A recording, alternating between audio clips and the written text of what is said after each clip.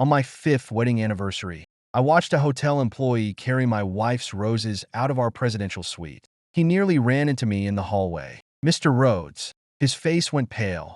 I was told the arrangements had changed. Behind him, two servers rolled away the private dinner table I had spent 3 weeks planning. The candles were already extinguished. The framed photograph from our wedding had been placed face down on a service cart.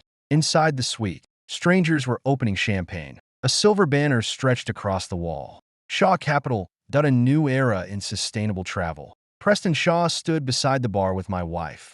He had removed his jacket and loosened his collar as if he had already settled in for the night. In one hand, he held the bottle of 20-year-old champagne I had ordered for Marissa. In the other, he held the crystal glass engraved with her initials. Preston saw me first. His smile remained smooth. "Callum, there you are." Marissa turned sharply. For half a second, guilt crossed her face. Then irritation replaced it. "You're early." I looked at my watch. "It's 7:15. I thought your flight landed at 8. You booked the flight." She pressed her lips together. Preston stepped toward me and offered his hand.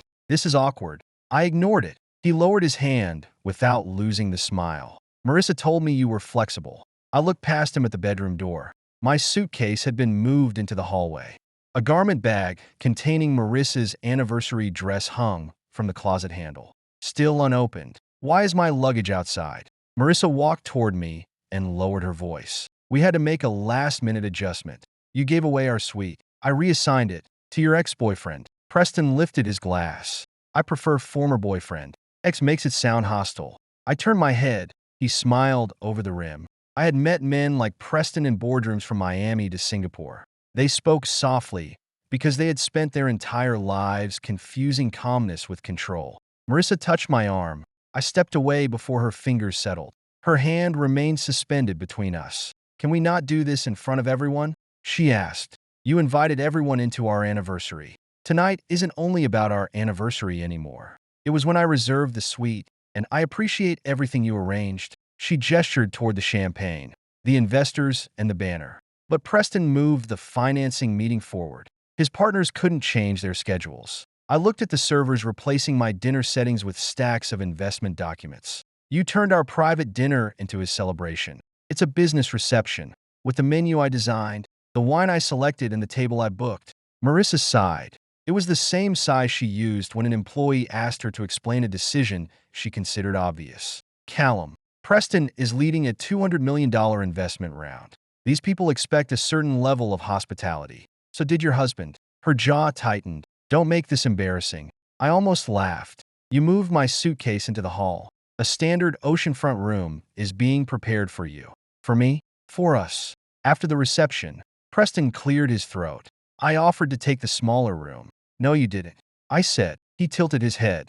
"No. You asked whether the island had anything more private than the presidential suite. You knew this was the only one." His smile thinned. Marissa looked between us. "Why are you trying to start a fight?" "I'm asking what happened." "I just told you." "No. You explained why Preston wanted the room. You haven't explained why you gave it to him." Her expression hardened. "Because Preston is bringing serious money into my company." I stared at her. My company. There it was. Not ours. Not the company we had built at our kitchen table while she still filmed budget travel videos on a borrowed camera. Her company. Preston gave me a sympathetic look. Marissa's worked hard for this moment. I turned to him. "Careful." His eyebrows rose. That sounded like a threat. It was advice. "You don't know enough about our marriage to discuss who worked for what." Marissa stepped between us. "Stop acting jealous." "I'm not jealous." "Then what is this?" I pointed toward my suitcase. "This is me discovering my wife believes I can be removed from my own anniversary, like a catering mistake." "You're overreacting. Did you know I reserved this suite for us?" She hesitated. "Yes." "Did you know the dinner was for our anniversary?" "Yes." "But, did you know I was bringing your gift tonight?" Her eyes flicked toward the leather case in my hand. "Yes." "Did you ask me before changing any of it?" "No, because I knew you'd make it difficult." The hallway seemed to go silent, though the investors inside continued talking. I looked at the woman I had loved for 7 years. I had remembered the cafe where she first told me she wanted to build a travel company. I had remembered the vintage watch she admired through a shop window when we could barely afford rent. I had found the same model, restored it, and engraved the date we met on the back. She had remembered that I would object. She had simply decided my objection did not matter. Marissa folded her arms. Preston is used to staying in the best room. I'm your husband. Don't force me to choose between my marriage and my career. I watched her face carefully. She thought she had cornered me. She expected anger, guilt, or surrender. Instead, I nodded. You don't have to choose. Relief appeared in her eyes. It lasted less than a second. I opened the leather case, looked once at the watch, and closed it again. You made your choice when you decided I was the thing you could give away. Her arms dropped. What does that mean? It means we're done. Preston stopped smiling. Marissa stared at me, then gave a short, disbelieving laugh. Don't be ridiculous. I'm not. You're divorcing me over a hotel room? No. I'm divorcing you because you knew what the room meant, knew what tonight meant, and decided I would tolerate being replaced. No one replaced you. I looked at Preston standing in my suite, drinking my champagne beside my wife. Then what would you call this? A temporary business arrangement. Marriage is not the thing you temporarily remove when it interferes with an investor. Her face flushed. You're emotional. I've never been more clear. I bent, picked up my suitcase, and pulled out my phone. Marissa grabbed the handle. Where are you going? Anywhere that isn't here. The marina is closing because of the storm. Then I'll sleep in the lobby. Callum, stop. I looked down at her hand. She slowly released the suitcase. You can't leave before tomorrow's presentation, she said. Your operational projections are the foundation of the investment proposal. Preston glanced toward her. That was the first time his control slipped. Which projections? He asked. I watched him rather than Marissa. The Kingsley Island conversion model. His fingers tightened around the champagne glass. Interesting. Marissa stepped closer. You promised to support the meeting. I promised to attend a financing discussion based on a proposal we developed together. I did not authorize you to hand my proprietary work to Preston. It belongs to the company. The public brand strategy belongs to the company. My environmental risk models, workforce restructuring plan, and private island operating system do not. We're married. Not for much longer. She flinched as if I had slapped her. I called Grant Holloway, the attorney who handled my consulting contracts. He answered on the second ring. Callum? Happy anniversary. Not exactly. Grant went quiet. What happened? I need you to issue an immediate revocation of all temporary use permissions connected to Keen Horizons. Marissa's face changed. Callum. I held up one finger. Grant asked, including the Caribbean conversion model? Especially that. You understand this will freeze tomorrow's presentation. Yes. Preston placed his glass on the bar. Let's slow down. I ignored him. Grant continued. Send me written confirmation, and I'll have notices delivered to Keen Horizons, Shaw Capital, and Kingsley Legal within 15 minutes. Do it. Marissa snatched my phone from my hand. Grant, don't send anything. I took it back without raising my voice. He's my attorney. I'm your wife. For the next few weeks. That makes you the opposing party. Her lips parted. Grant cleared his throat through the speaker. I'll start the paperwork. The call ended. Preston stepped into the hallway. Callum, I understand you're upset, but using intellectual property as leverage in a marital disagreement could damage your professional reputation. I looked him over. Why are you worried about my private models? They're relevant to the deal. You haven't seen them. His eyes shifted. Marissa answered too quickly. I sent him the preliminary files. I turned to her. You did what? He needed to understand the projections. Those files were encrypted. She crossed her arms again, but her confidence had weakened. I gave him temporary access.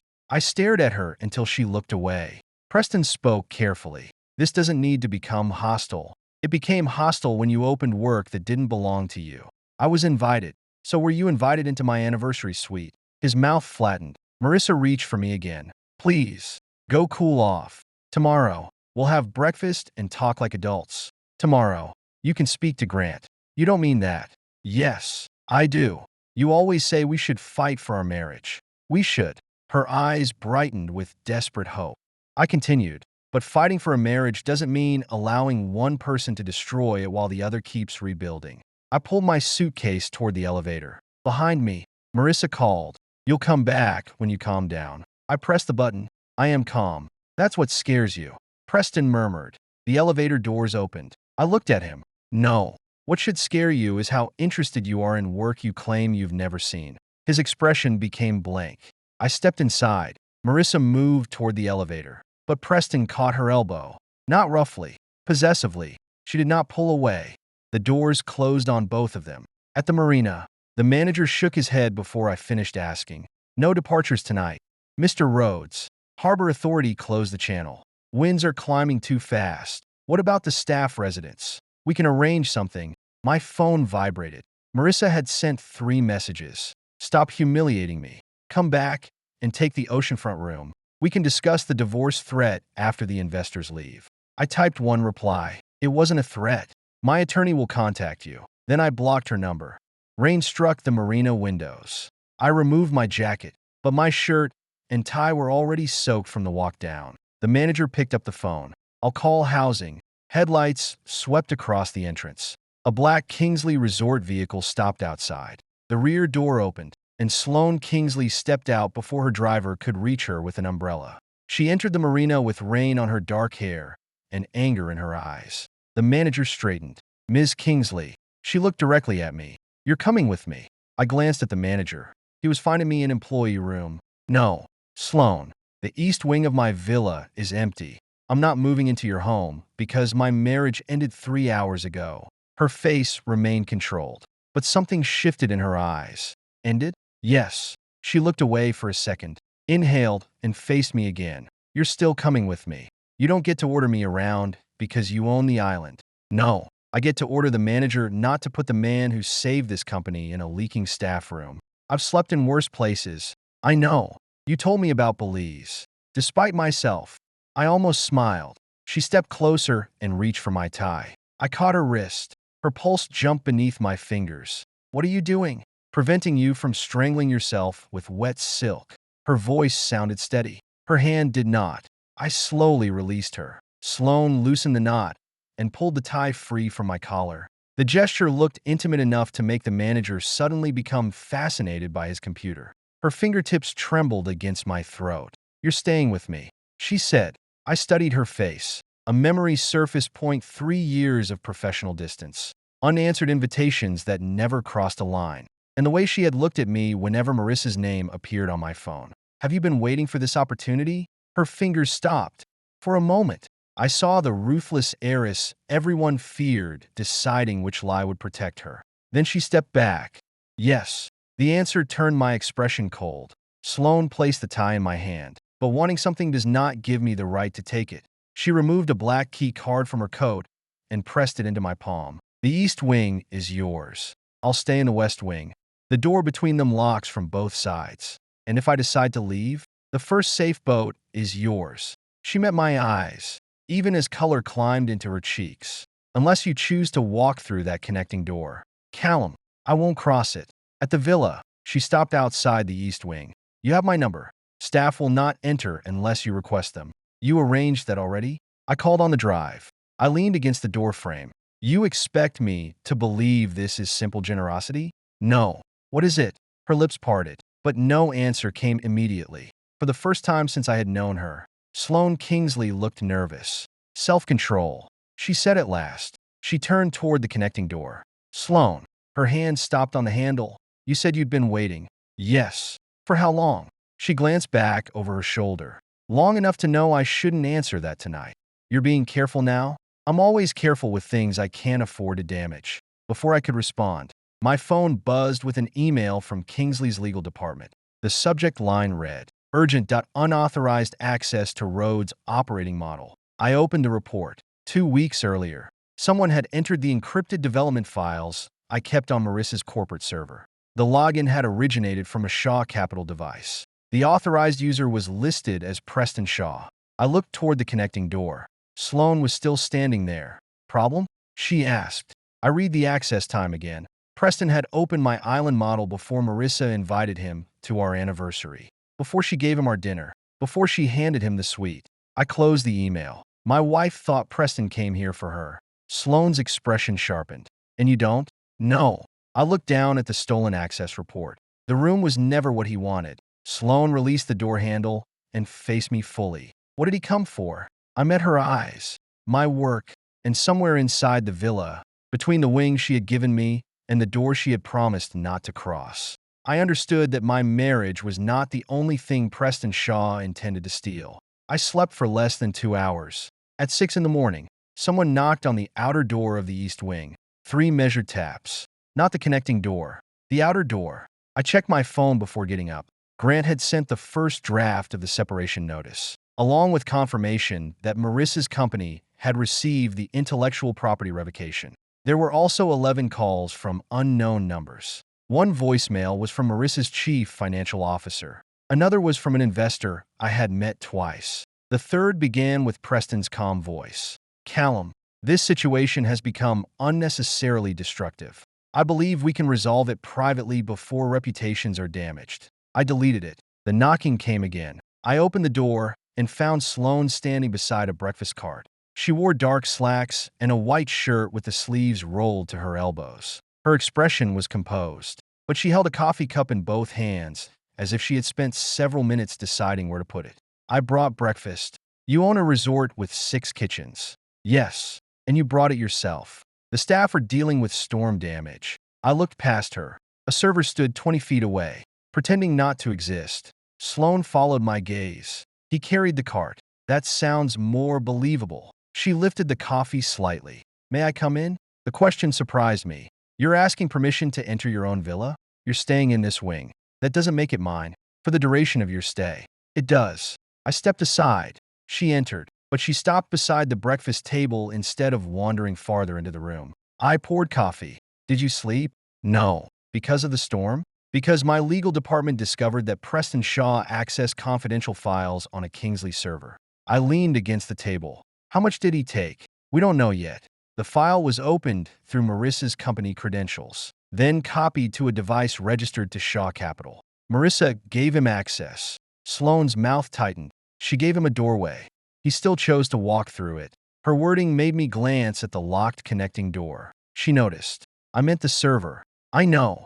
Color touched her cheeks. She reached for a folder on the cart. "This is an emergency consulting agreement." I opened it. The contract was 6 pages long. It listed a daily rate, liability protections, independent ownership of all methods I created, and an expiration date 72 hours away. "You wrote a formal agreement for 3 days of work?" "I asked legal to prepare it last night. You don't even know whether I'll help. That is why there is a signature line." I looked up. She held my gaze. "I won't assume your loyalty replaces consent." The words landed harder than she intended. Marissa had called contracts between spouses insulting. Sloane had written one before asking for a favor. "What happened?" I asked. "The South Desalination Control Station lost power. The emergency generator started, then failed. Supply boats cannot reach the island, and the road to the secondary water tanks is flooded." "How many guests?" 187, including Marissa's investors." "How long until water restrictions?" 8 hours. I turned a page in the contract. "You could order me to help." "I could. You could remind me that I'm staying in your villa. I could also remind you that you once saved this company. But you won't." "No." "Why?" Sloane's expression sharpened. "Because gratitude is not ownership." I signed. She took the contract, glanced at my signature, and released a breath she had probably been holding. "Thank you." "Don't thank me yet. I haven't seen the damage." Her mouth curved faintly. "There you are." "Where?" "The man who walks into disasters and insults them until they cooperate. That's not my official method." "It should be." We reached the operations center 20 minutes later. The engineering team was already arguing. A contractor named Owen Briggs slapped a maintenance report onto the table. "The generator was serviced 3 weeks ago. This is storm damage." I scanned the report. "No, it isn't." He glared at me. "You looked at one page." I looked at the fuel pressure readings. "And they dropped 6 hours before the storm reached the island." Owen crossed his arms. "You're a hotel consultant, not an engineer. I'm the consultant resorts hire after engineers tell them everything is fine." Sloane stood at the head of the table. "Owen." He turned toward her.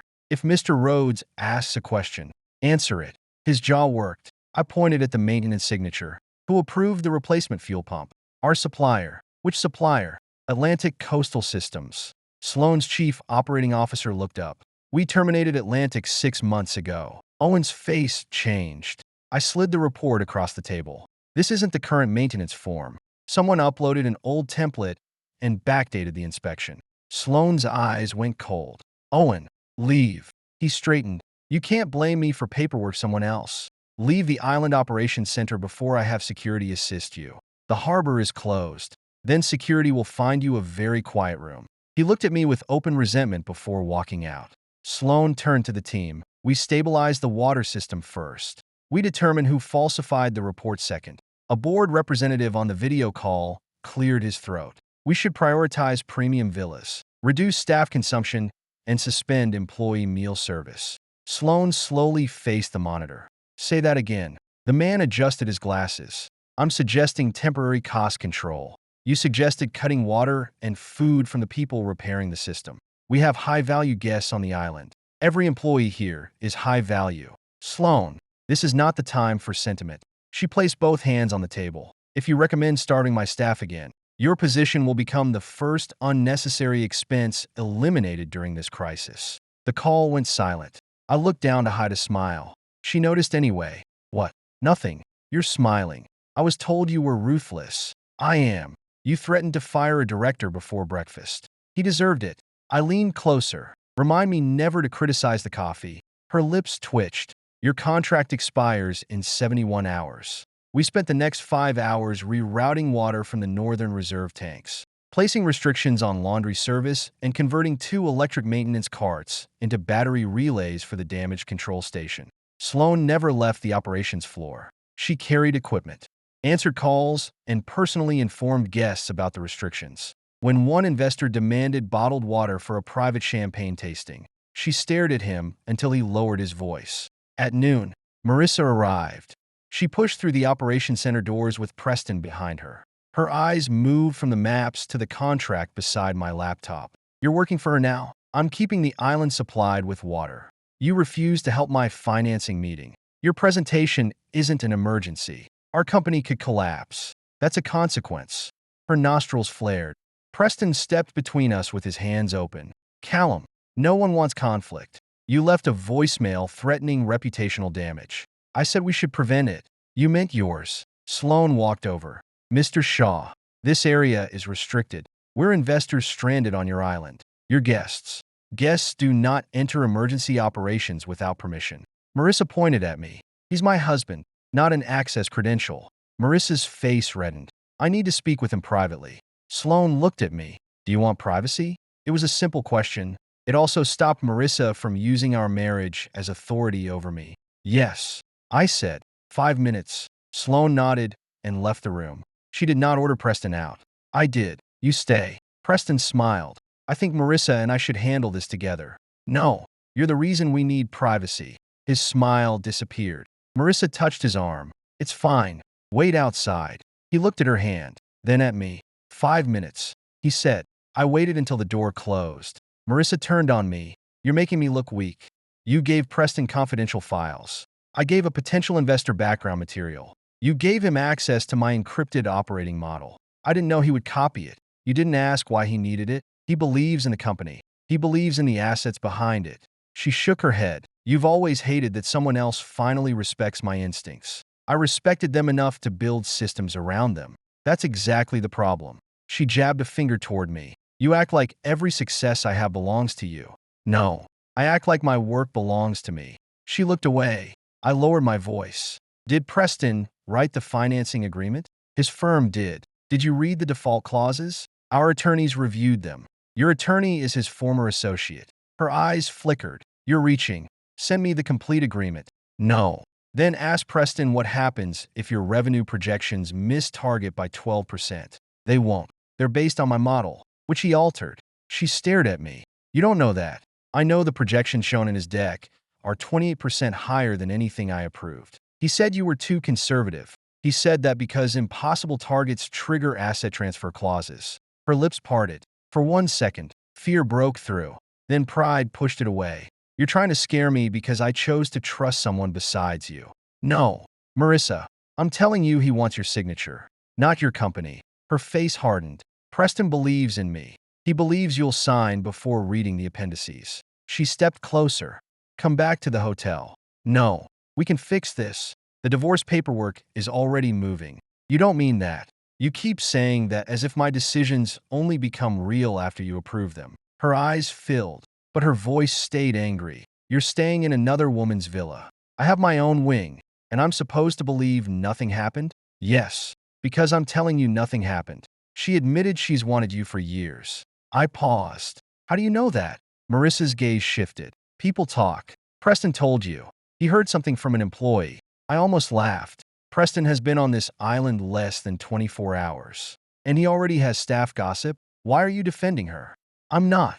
I'm noticing how often Preston knows things he shouldn't. Marissa grabbed my arm. Callum, please, come to the meeting. 1 hour. You don't have to forgive me. I looked at her hand. She loosened her grip. Just help me close the deal. She whispered. There it was. Not an apology. Not grief for the marriage. A request for labor. You still think the problem is that I'm angry. What else is it? You don't understand that I'm gone. Her face went still. I opened the door. Preston stood immediately outside it. So did Sloane. Neither pretended they had not heard raised voices. Marissa looked at Sloane. You're enjoying this. Sloane's expression did not change. No. You expect me to believe you gave him an entire wing out of kindness? He has his own entrance, his own key, and a locked connecting door. That's convenient. Sloane turned to me. Would you like me to answer her? Marissa blinked. Sloane did not claim me. She asked. I folded my arms. I'll answer. I looked at Marissa. Nothing has happened between Sloane and me. Relief flashed across her face.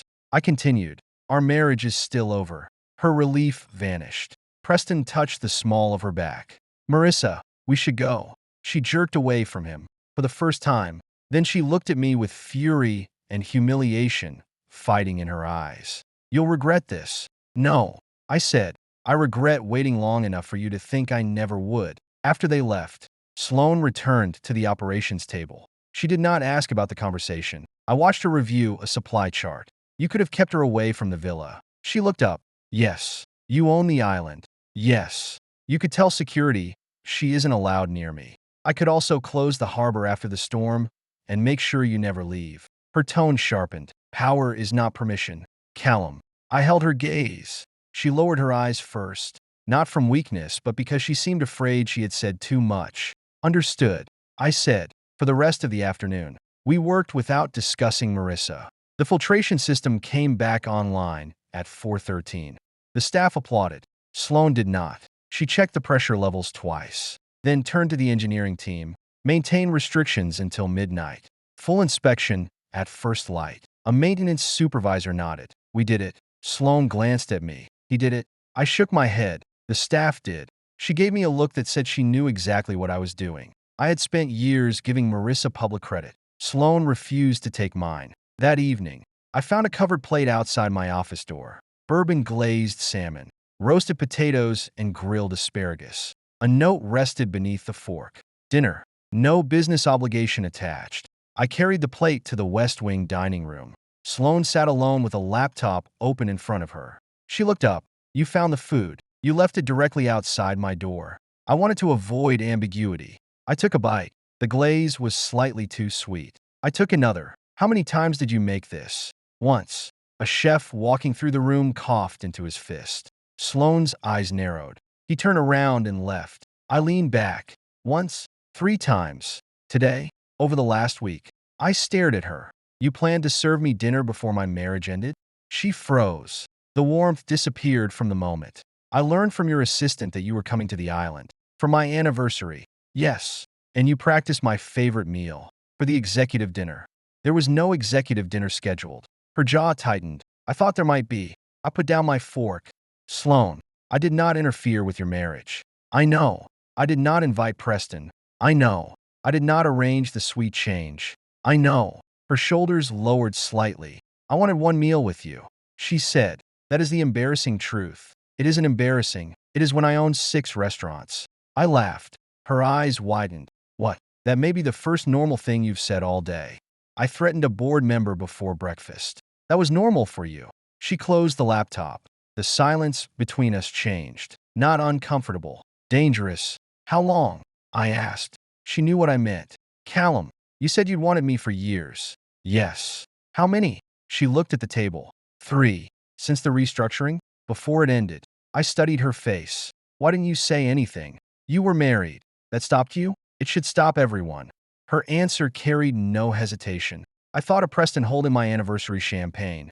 Did you write me a letter? Sloane's head lifted sharply. Who told you? No one. You look like someone who had already said things she regretted. I didn't regret the letter. Where is it? Locked away. Why? Because it was mine to write, not yours to carry. I leaned forward. And now you are hurt, angry, and trapped on my island. I'm not trapped. The harbor is closed. You know what I mean? Yes. She reached for her water glass, but her fingers tightened around it without lifting. I want you.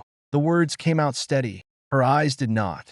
My body reacted before I could control it. She saw that too. Then she continued. But I don't want to get you while you're bleeding from someone else's knife. I exhaled slowly. You make everything sound like a hostile acquisition. That is the language I understand.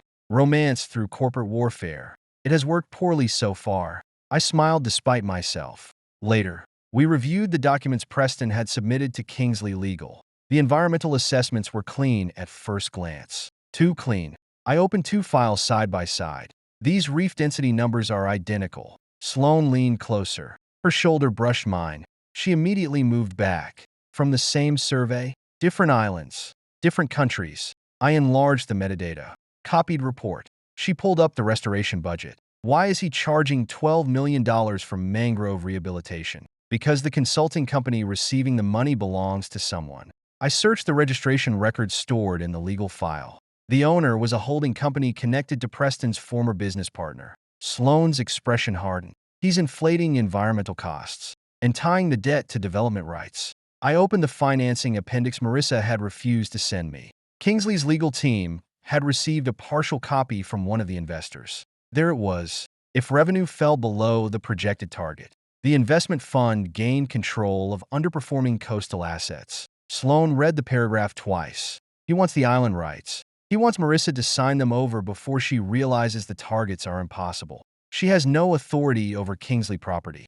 No, but her proposal positions her company as the operator. If the project fails, Preston's fund steps in as the recovery partner and uses the failure to pressure my board. I nodded. He didn't come here to fund Marissa. He came through her. The connecting door was visible from where we sat. Sloane followed my gaze. Not every open door is an invitation, she said. I'm beginning to understand that. Near midnight, she poured herself a second glass of bourbon, then a third. I watched her read the same paragraph 4 times. You're tired. I'm fine. You've been awake longer than I have. I'm still fine. Sloane, sweetheart, the numbers aren't going anywhere. She stopped breathing. I waited. She stared at the screen as if the spreadsheet had betrayed her.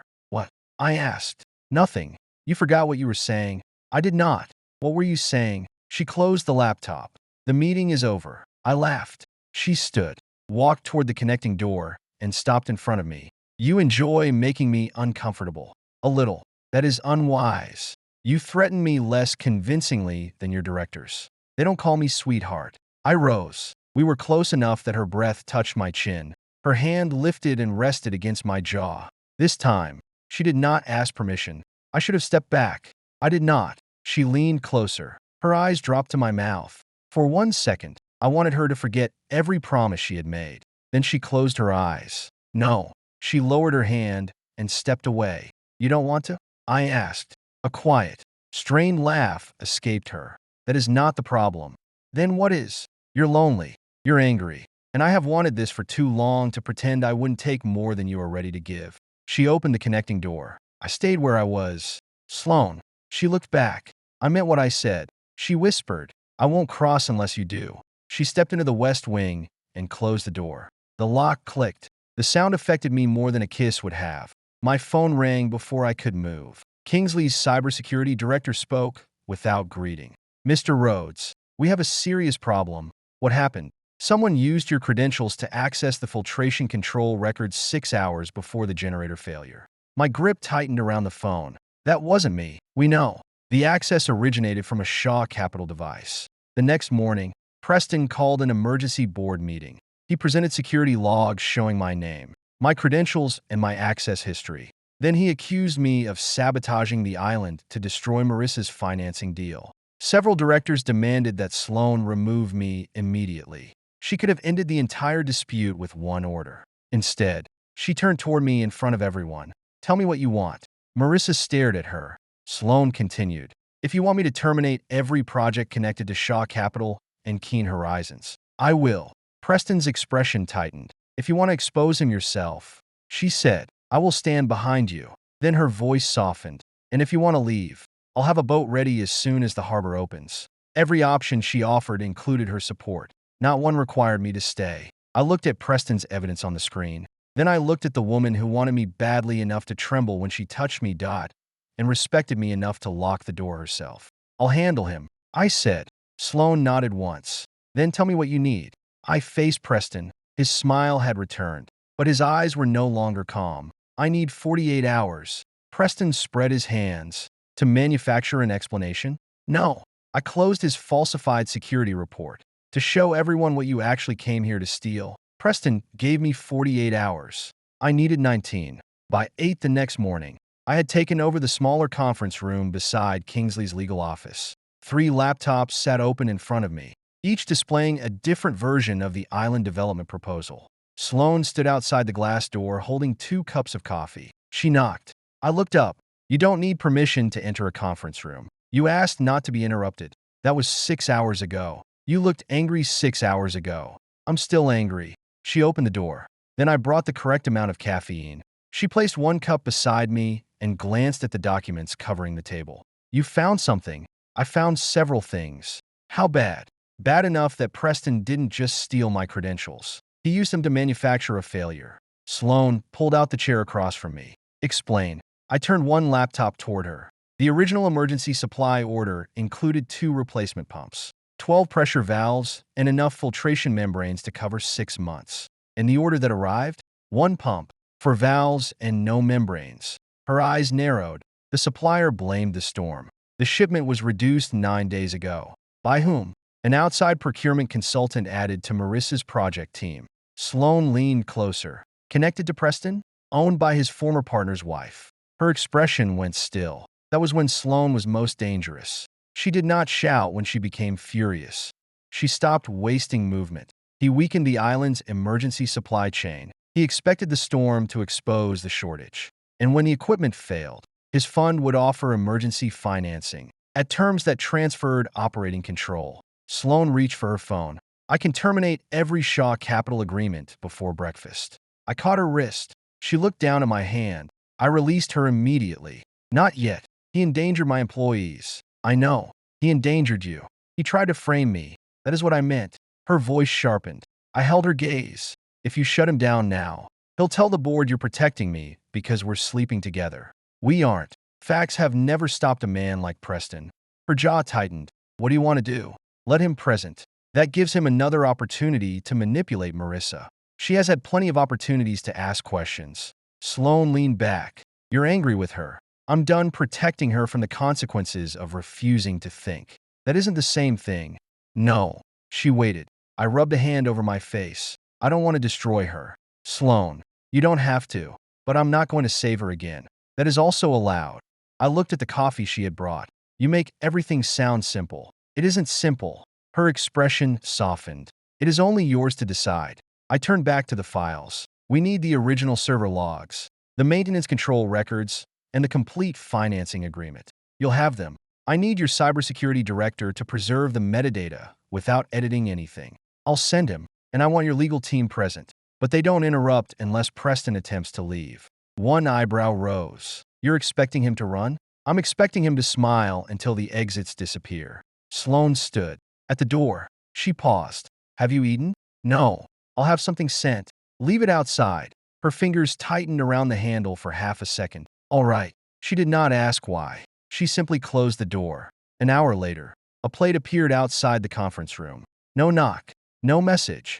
No demand that I stop working. I stared at it longer than I should have. Marissa used to bring me food during the first year of her company. She would place it beside my laptop, kiss my cheek and say, don't work too late. By the 4th year, she had stopped bringing food. By the 5th, she had started calling from dinner parties to ask whether I could fix whatever problem she had promised investors was already solved. I opened the door and picked up the plate. Sloane's restraint was beginning to feel more intimate than touch. At noon, Marissa entered the conference room without knocking. She wore a cream suit and the expression she used before going on camera. Calm mouth. Bright eyes. Controlled breathing. It did not fool me. Her fingers shook when she closed the door.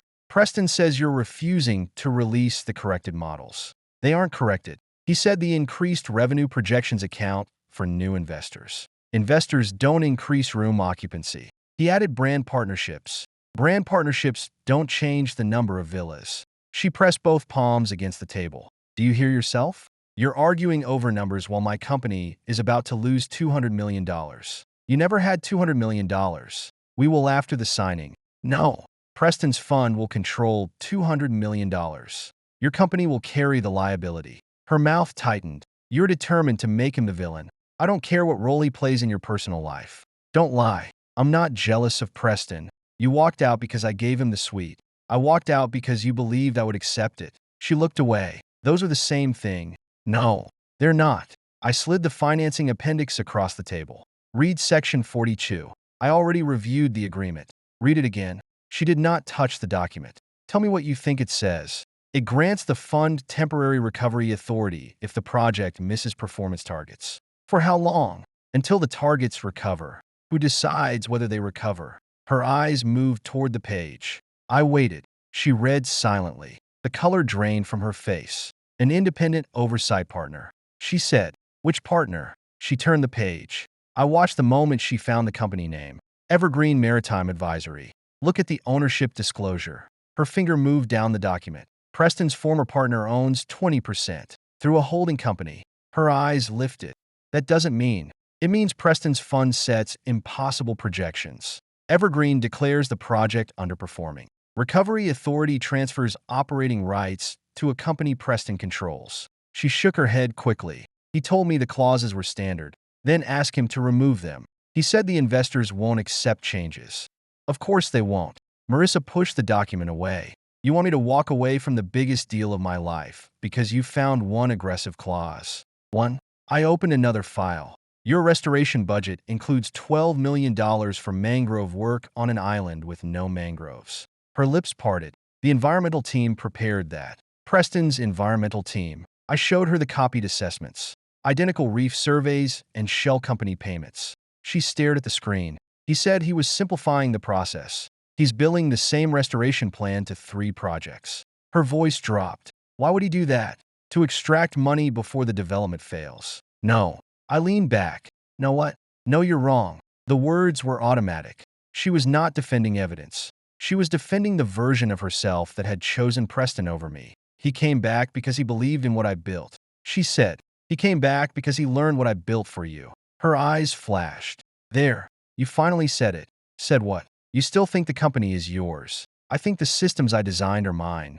You always wanted people to know I needed you. I wanted you to know. She flinched. I continued more quietly. Everyone else already did. Her face tightened with hurt. You enjoyed that. No. I protected you from it. For years. I walked into rooms where investors asked you technical questions because they assumed I was only the face. And instead of learning the answers, you started resenting me for knowing them. She slapped her palm against the table. You made me feel small. I asked you to read your contracts. You corrected me in front of people. When you promised results the staff couldn't deliver. You never trusted my instincts. I trusted them enough to spend 7 years turning them into something real. Her eyes filled. For a moment, she looked like the woman I had married. Then she straightened. Help me renegotiate. No. The words stunned her. Callum, you didn't come here to apologize. I am trying to save my company. You came because you finally believe you might need me. Is that so terrible? It is when needing me is the only thing that makes you remember I'm your husband. Her face crumpled for half a second. Then the conference room door opened. Sloane stood outside with her hand still on the handle. She looked at me. Your cybersecurity director is ready. Marissa wiped quickly beneath one eye. You could have knocked. Sloane's expression remained cold. This is a Kingsley conference room. I almost smiled. Sloane looked at me again. Do you want more time? No. Marissa glanced between us. You don't even need words with her now? Sloane's jaw tightened. I stood. This isn't about Sloane. It became about her the moment you moved into her villa. She gave me a room. She wants more. I know. The answer stopped Marissa. She stared at me. I picked up the evidence drive. The difference is, she doesn't pretend wanting me gives her the right to use me.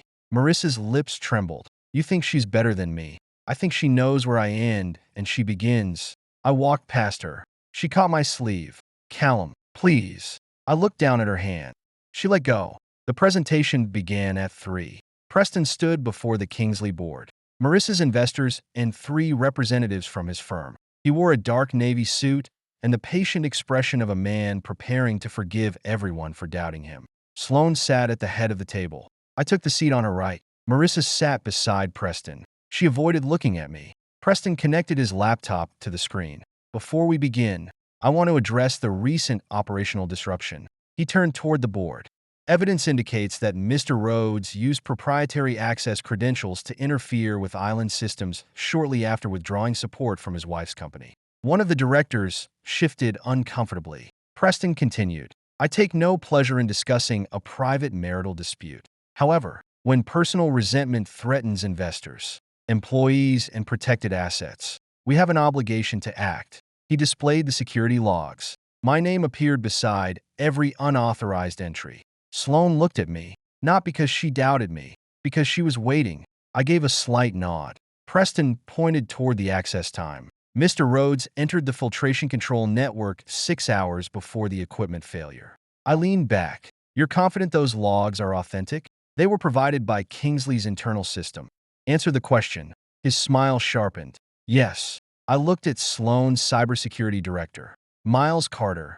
Miles? Miles typed once. A second set of logs appeared beside Preston's.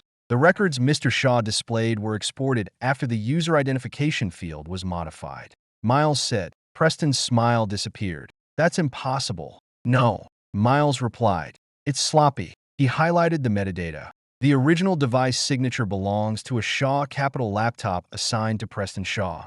Every face turned toward him. Preston shook his head. My laptop was shared with several associates. Then one of your associates also used your biometric login. Miles said. A director leaned forward. Biometric? Fingerprint authorization. Preston's mouth tightened. Marissa looked at him. Preston? He raised one hand. This proves only that someone accessed the system from a device in my possession. It does not prove intent. That's why we kept looking.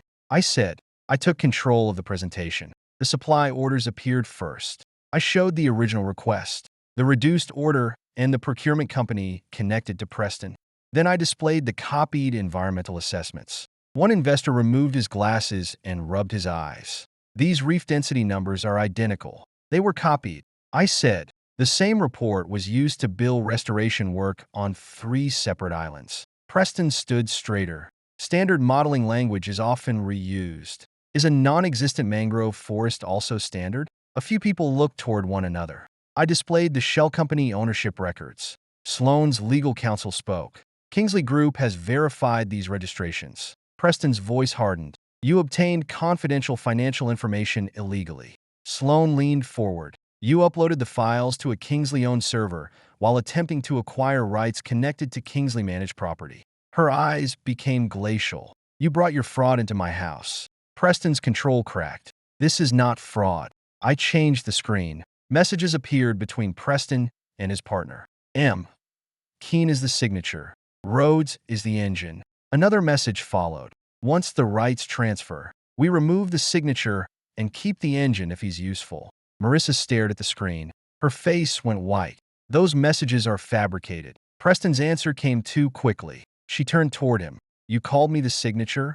Marissa, this material has been taken out of context. What context makes that better? He lowered his voice. We can discuss this privately. I almost laughed. That was Marissa's favorite sentence whenever she wanted to hide what she had done. Now she heard it from him. I played the audio file. Preston's voice filled the room. Marissa wants admiration more than control. Give her a launch event and a title. After the transfer, the board can replace her. She slowly stood.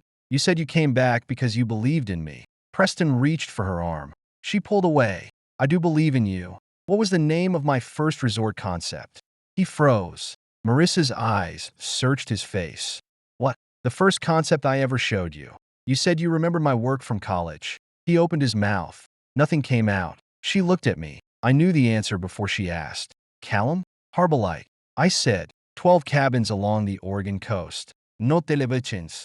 Local fishing partnerships and free rooms for volunteer firefighters during wildfire season. Her eyes filled. I remembered the notebook. I remembered the misspelled headings. I I remembered how she had fallen asleep at our kitchen table while I fixed the first budget. Preston remembered only the assets. Marissa sank back into her chair. I finished the presentation. The fund's terms were frozen. Kingsley Legal referred the forged environmental documents and shell company transfers to federal financial regulators. The investors suspended the transaction. Two Shaw Capital representatives stood and moved away from Preston before the meeting ended. He looked around the room. "You're all making a mistake." Sloane folded her hands. "The mistake was allowing you through security. You cannot destroy my career over disputed documents." "No," she said. "You did that yourself." Security approached. Preston pointed at me. "This is revenge." I stood. "No. Revenge would have been letting you keep Marissa." His face twisted. Security took his arm. He jerked away. "I can walk." Sloane watched him leave without blinking. Only after the doors closed did she turn toward me. "Do you want to pursue the intellectual property claim?" "Yes." "Are you sure?"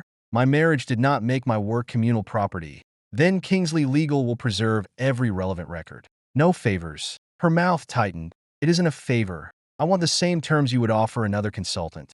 "You are not another consultant." The room had mostly emptied. Her voice softened. "But I'll give you the same terms."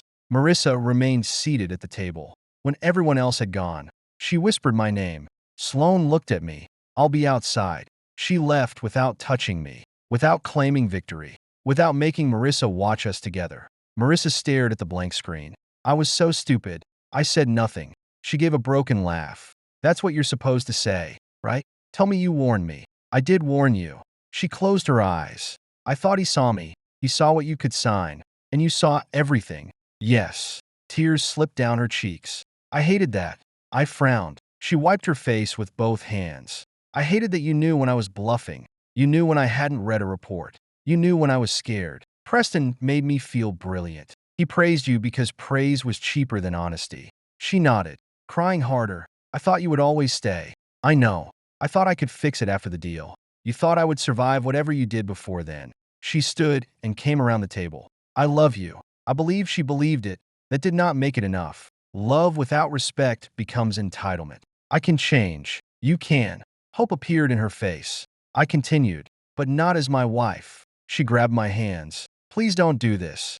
I already did. One terrible decision shouldn't erase 7 years. It wasn't one decision. Her fingers tightened. "It was every time you took my work without credit. Every time you expected me to repair a promise you made. Every time you treated my loyalty like insurance against consequences. I was wrong. Yes.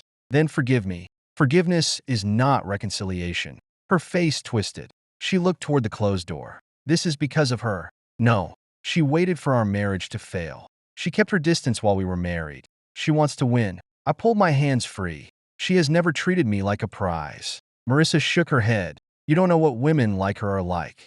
I know she offered to end Preston's project, support me, or put me on a boat. I stepped back. Every option included my freedom. Marissa's mouth opened, but no words came. "The person who kept handing me from one place to another was you." Her shoulders collapsed. I walked out. Sloane stood at the end of the hallway, pretending to read an email. She looked up when I approached. "Are you all right?" "No." Her expression softened. "Do you want company?" "Yes." She slipped her phone into her pocket and walked beside me. She did not ask what Marissa had said. That night, we sat in the villa study. My tie hung loose around my neck. Sloane had looked at it 3 times but had not touched it. I noticed. "You're losing discipline." Her gaze lifted. "What?" "My tie is crooked." "I assumed you did it yourself." "I did." "Then fix it." I was waiting for an expert. Her eyes narrowed. "You are a difficult man." "So I've been told." She stood and moved in front of me. Her hands rose toward the knot, then stopped. "May I?" "Yes." She straightened the tie slowly. Her fingers brushed my collar. "You know," I said, "you've already removed one of these. That was an emergency. And this? Poor judgment. Yours or mine?" "Both." I smiled. She did not. Her hands remained against my chest. "I love you." The words were quiet. No performance. No practiced confidence. She looked terrified. I took her wrists gently. "Sloane, I know the timing is terrible. That isn't the problem. I'm not asking you for anything. That is the problem." She frowned. "You keep giving me choices."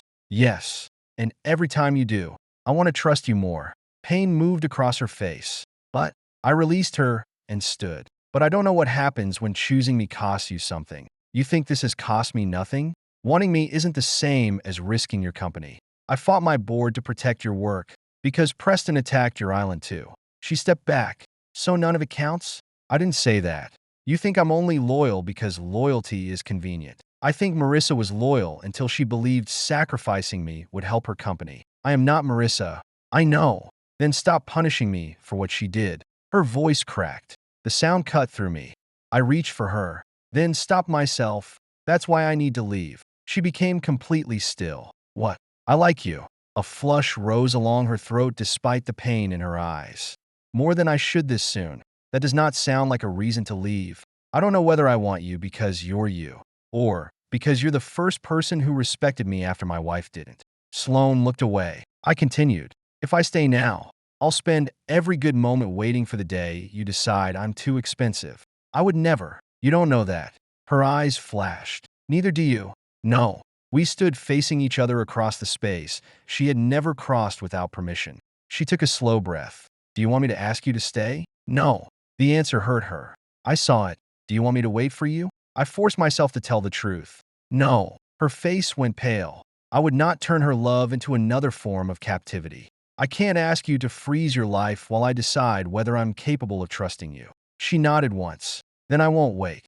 Her voice was controlled again. The ruthless heiress had returned because the woman underneath needed armor. The harbor opens at 8. She said, a boat will be ready. You don't have to arrange it. I said I would. Sloane. She looked at me. For one reckless second, I almost crossed the room and kissed her. Instead, I said, I'm sorry.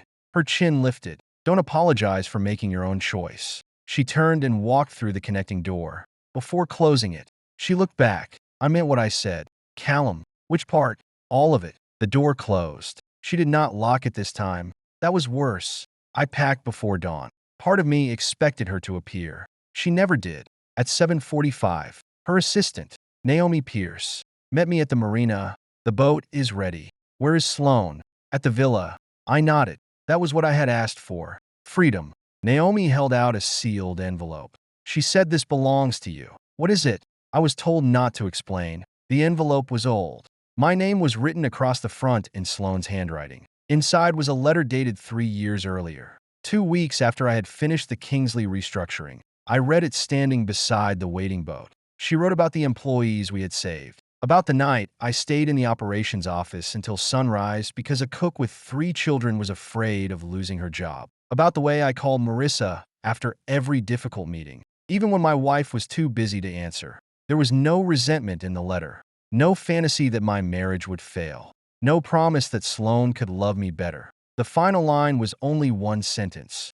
I hope he is happy, even if the person who gives him that happiness will never be me. I read it twice, then a third time. Sloane had loved me when loving me required distance. She had respected my marriage even when Marissa stopped respecting it. She had given me a room, a contract, a choice, and now a boat. The captain stepped onto the dock. Mr. Rhodes, we're ready. I folded the letter. Behind me waited the island where my marriage had ended. Ahead of me waited the easiest decision. Leave. No risk. No promises. No chance to be replaced again. The captain extended his hand toward the boat. Sir. I looked back toward the road leading to the villa. For years, I had believed courage meant knowing when to walk away. I had been wrong. Walking away from someone who had proven she did not deserve me was painful. But it was not frightening. The frightening choice was believing someone who might. I stepped away from the boat. The captain frowned. Are you not leaving? I put Sloane's letter inside my jacket. No. Naomi tried and failed to hide a smile. I started toward the villa. I'm not. Sloane's assistant drove me back to the villa without asking questions. Naomi kept both hands on the wheel, but the corner of her mouth twitched every time she glanced at me. You can stop smiling. I said, I'm not smiling. You're terrible at lying. I work for Sloane. Lying near her is a survival risk. I touched the letter inside my jacket. Did she tell you to give me this only after I boarded? She said to give it to you at the marina.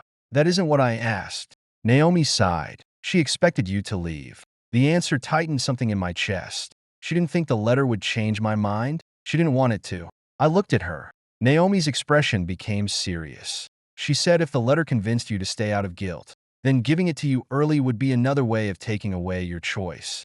Of course she had. Even her confession had come with an exit. When we reached the villa, Naomi unlocked the outer door. Where is she? West Wing study. Alone? Yes. Naomi stepped aside. Then she added, she has been reading the same quarterly report for 40 minutes. I thought you didn't ask questions. I don't. I observe disasters. I walked through the East Wing. My suitcase still stood beside the bed, packed and closed. The connecting door waited at the end of the hall. For 3 days, it had represented Sloane's promise. She wanted me. She would not cross. This time, I used my key. The lock released. I opened the door and entered the West Wing. Sloane sat behind her desk with a report open in front of her. She wore the same dark blouse from the night before. Her hair was pulled back, but several loose strands framed her face. She did not notice me immediately. That alone proved she was distracted. I stopped in the doorway. You're reading the executive summary upside down. Her head snapped up. For 1 second, every emotion crossed her face. Hope, fear, relief. Then the ruthless heiress forced them all behind a cold expression. You missed the boat. No. She slowly closed the report. The harbor is open. I know. Did the captain refuse to take you? No. Then why are you here? I stepped farther into the room. You told me I could cross this door whenever I chose. Her fingers tightened around the edge of the report. I also told you I wouldn't ask you to stay. You didn't. Callum, if Naomi gave you that letter before, she gave it to me at the marina. Sloane stood abruptly. She was supposed to wait until you were aboard. She followed your instructions. I told her. You told her not to use it to influence me. Sloane went silent. I removed the letter from my jacket and placed it on her desk. She stared at it. That was private. It had my name on it. It was never meant to become a weapon. It wasn't. Her eyes lifted. Then what changed? I moved around the desk. You loved me when there was nothing you could gain. Her face tightened. I did not give you that letter to prove anything. I know. I didn't respect your marriage because I expected a reward later. I know. You do not owe me a relationship because I behaved like a decent person. I know that too. Frustration flashed in her eyes. Then stop saying you know and tell me why you came back. I stood in front of her because I was afraid. Her anger vanished. I continued. Leaving Marissa was painful, but it wasn't complicated. The moment I understood she saw me as replaceable, the marriage was finished. Sloane watched me without moving. I thought that made me brave. I said, I thought strength meant knowing when to walk away. It does. Sometimes. I touched the edge of the letter. But walking away from the wrong person is easy once she proves who she is. Sloane's breath caught. The difficult part is getting hurt and still believing someone else might be telling the truth. She looked down. I cannot promise I'll never disappoint you. I'm not asking for that. I can't promise business will never force difficult choices. I know. Her eyes narrowed. You're doing it again. Doing what? Agreeing with everything while avoiding the point. I almost smiled. The point is that you already faced a difficult choice. When, for 3 years, her expression changed. You could have used your money, your position, or my work with Kingsley Group to get closer to me. You didn't. You were married. Preston knew that too. I'm not Preston. No. I stepped closer. You protected my choices when protecting them cost you what you wanted. Her eyes filled, but she blinked the tears back angrily. That still doesn't mean you're ready. No, it doesn't. Then you should leave. That sounds like terrible romantic strategy. I am trying not to become your rebound. You aren't. You ended a 7-year relationship 3 days ago. I ended the marriage 3 days ago. Marissa had been leaving it piece by piece for years. Sloane folded her arms, trying to rebuild distance. And now you think one old letter makes you ready to love me? No. Pain flickered across her face. I reached for her, then stopped before touching her. The letter made me realize I had been testing you for a betrayal you never committed. She stared at my hand suspended between us. I kept asking what you would do someday if loving me became inconvenient. I said, but I ignored everything you were doing right now. Her voice softened. What am I doing? Giving me space when you want closeness. Giving me contracts when you could demand loyalty. Giving me a bow when you want me to stay. I lowered my hand. You never asked me to prove I loved you by surrendering my freedom. Sloane swallowed. I want you to stay because you want me. That's why I came back. Her expression broke. Not completely. Just enough for me to see the woman behind the title. Are you sure? She whispered. No one had asked me that when I left the suite. Marissa had told me I would return. Preston had told me I was emotional. Sloane asked if I was sure. Yes. I touched her face. She leaned into my palm for 1 second, then pulled back. Your divorce isn't final. I know. You're angry. Yes. You may wake up tomorrow and regret this. Then tomorrow I'll tell you the truth. She searched my face. And tonight? Tonight, I'm choosing you. I kissed her. For a moment, Sloane did not move. Then her hands gripped my shirt, and every ounce of control she had shown for 3 years disappeared. She kissed me with hunger, anger, and relief. Then, just as suddenly, she stopped. Her breathing was unsteady. Callum. I pulled her back. She placed a hand against my chest. We should slow down. You stopped again. Yes. You enjoy frustrating me. Her lips curved despite herself. I'm protecting you from your questionable judgment. I came back from the marina. That shows excellent judgment. It shows dramatic timing. You liked it. I hated every second. Liar. She looked at my mouth. I did hate some of it. I kissed her again, slower this time. When we separated, she rested her forehead against mine. What happens now? She asked. We don't pretend 3 days erased 7 years. Her shoulders stiffened slightly. We don't hide either. I added. She studied me. You want to begin a relationship while the divorce is pending? I want to begin honestly. What does that mean? It means I'm not moving into your bedroom tonight because we almost kissed twice and exposed a criminal. Disappointment crossed her face before she hid it. I smiled. You really are terrible at this. At what? Pretending you don't want me. I have never pretended that. You locked a door between us to prevent myself from proving how much I wanted you. I laughed. She pushed my shoulder. That was not amusing. It was a little amusing. Her mouth softened. I took her hand. I'm staying in the East Wing until Grant files the divorce petition and Marissa is formally served. Sloane nodded. And after that, I'll still have my own room. Her eyebrow lifted. You crossed into my wing to announce your commitment to separate bedrooms? I crossed into your wing to kiss you. You've completed that assignment. I may need additional practice. She finally smiled. It transformed her face so completely that I forgot what I had planned to say. She noticed. What? Nothing. You forgot your argument. I did not. What was it? I drew her closer. The meeting is over. She laughed against my shoulder. For the first time, I understood why she had lost her train of thought when I called her sweetheart. 3 weeks later, Grant filed the divorce petition in Miami-Dade County. Marissa contested nothing related to the marriage. She challenged the ownership of my operating models. That ended after Grant produced every draft, timestamp, and consulting invoice. Preston's attorneys attempted to suppress the server records. Kingsley's legal team answered with forensic copies, device logs, and recorded investor calls. Shaw Capital suspended him. 2 months later, federal investigators opened cases involving securities fraud, wire fraud, and falsified environmental disclosures. Sloane read the news at breakfast. His partners are claiming he acted alone. They always do. Do you want to make a statement? No. She lowered the tablet. You don't want the public victory? I already won. Her gaze softened. Because the models are protected? Because I'm eating breakfast with a woman who asks before turning my life into a press release. She tried to look unimpressed. It lasted 3 seconds. Your tie is crooked. I looked down. It was perfectly straight. No, it isn't. It could be better. She stood and moved between my knees. Her fingers adjusted the knot with unnecessary care. You did that on purpose, she accused. I wore a tie to breakfast. Obviously, you are exploiting my weakness. I thought your weakness was calling you sweetheart. Her fingers stopped. Sloane, sweetheart. She closed her eyes. You're not a good man. I've heard otherwise. She opened her eyes and tugged the knot tighter. I coughed. That felt hostile.